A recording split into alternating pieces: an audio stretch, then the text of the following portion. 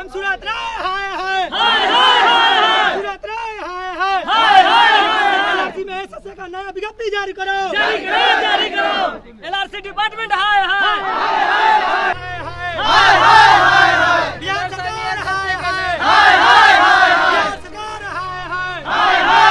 हमेशा हिंदू मुसलमान के अलावा दूसरी बात किसी दिन पेपर अखबार टीवी नहीं देता है या जाति पर आधार। डिप्लोमा करते हैं किसी इंजीनियरिंग में जा करके तो हम पढ़ना कुछ चाहते हैं, वहाँ प्रोफेसर उस फैकल्टी का होता ही नहीं है। तो कितना संकट में जूझना पड़ता है हमारे बच्चों को। कोई भी वैकेंसी निकाल कर करोड़ों अरबों रुपया कमा लेती है और फिर उसको कोर्ट में या किसी न किसी दूसरे संगठन से उसमें आपत्ति डलवा करके उसको लटका देते। नमस्कार, आप देख रहे हैं न्यूज पीआर और मैं हूं आरती वाला आपके साथ। इन दिनों छात्रों का प्रदर्शन जो है अपनी मांगों को लेकर लगातार देखने को मिल रहा है।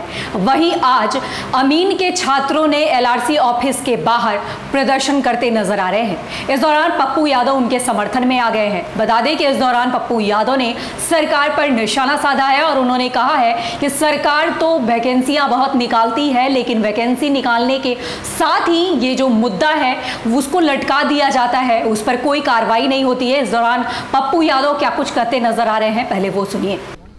दो बातें हैं इन लोगों की। इसमें स्पेशल सर्वे अमीन का जो रिक्त पद है, एलआरसी में एसएसए का जो नया विज्ञापन का मामला है, ये मामला है न्यू वैकेंसी का, जिसमें ये लोग इंजीनियरिंग है ना, डिप्लोमा इन सिविल इंजीनियरिंग का ये लोग है।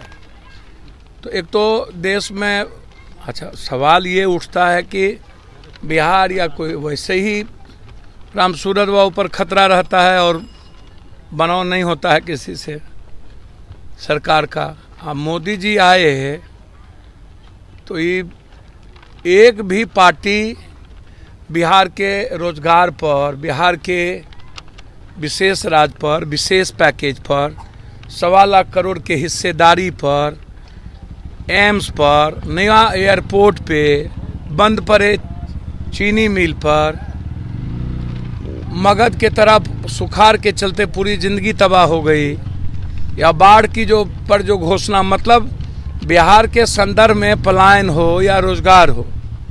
तो अब तो जो स्थिति है उसमें आप देख ही रहे हैं कि आरबीआई में भी चोट खाता है बिहारी, मणिपुर में भी मार खाता है बिहारी, और सबसे ज़्यादा निर्माण में बिहार की भूमिका होती है।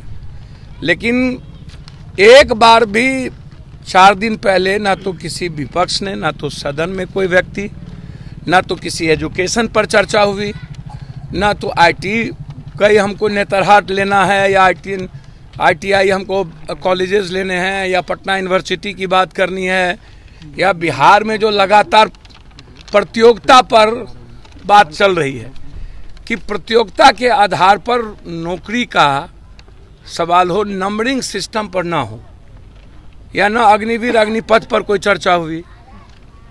हमेशा हिंदू मुसलमान के अलावा दूसरी बात किसी दिन पेपर अखबार टीवी नहीं देता है या जाति पर आधारित। इनको भी न्याय मिलेगा या इनका भी अटक जाएगा? भैया आपको क्या लगता है, जो लगातार आप देख रहे हैं, पहले तो आप देखिए 67% कॉलेजेस में एजुकेशन नहीं है, और गेस्ट फैकल्टी जो हमारे बच्चे डिप्लोमा करते हैं किसी इंजीनियरिंग में जा करके, तो हम पढ़ना कुछ चाहते हैं, वहाँ प्रोफेसर उस फैकल्टी का होता ही नहीं है।